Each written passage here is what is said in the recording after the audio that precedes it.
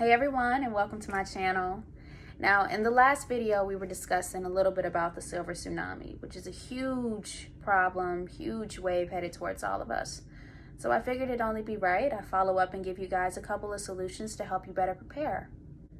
Now, the first step to conquering a problem is understanding the problem at hand and understand what battles you're already up against so that you can better work your way around it.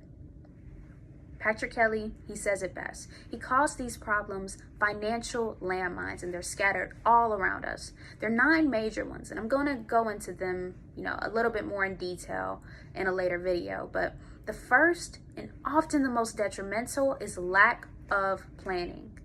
You ever heard the saying, if you fail to plan, you're planning to fail?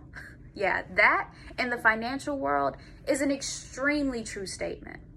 Now, people in their 20s, 30s, 40s, we're all just moving so fast that we're failing to sit down and ask ourselves some of these important questions.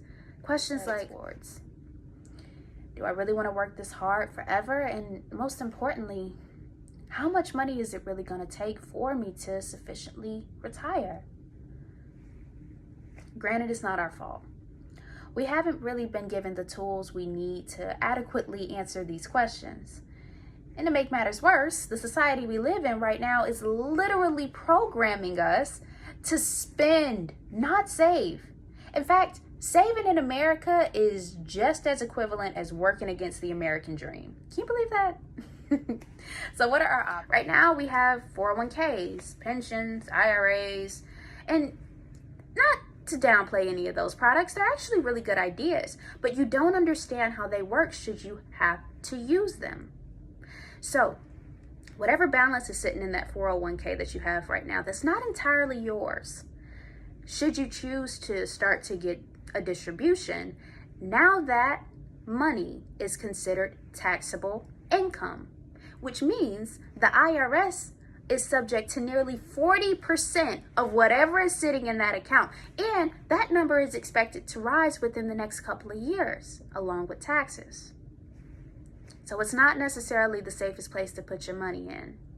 The name of the game is interest. You want to put your money in a vehicle that will help you avoid some of these tax implications so that when you are ready to retire, that money is completely available to you.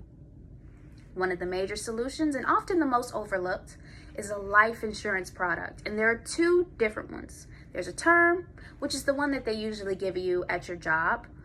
And it's short for terminate, because at the age of 85, it terminates, you outlive your policy, that's it. A whole life policy is a better investment because you start to accumulate something called cash value, and it lasts you all the way up until age 121. But cash value is something that builds with your policy over time with an interest rate that's usually either linked to the S&P 500 or they give you a flat interest rate that they add to your policy. But it kills 2 birds in 1 stone. You not only secure the legacy of your family or your beneficiary, your friend, whoever you decide that be, but you also secure the financial future of yourself. The longer you keep this policy, the more your cash value is going to grow, which when you are ready to tap into these policies, you get to receive the full cash value amount tax-free. Now, I know you might be saying, Safari, life insurance policy is too much, I'm too old, I'm too young, and I completely understand that. But let me ask you this. If you see the money physically in your account, are you subject to save it or spend it? The answer is obvious, because at the end of the month, although all of your bills may be taken care of, you have nothing left for you. And that's the problem.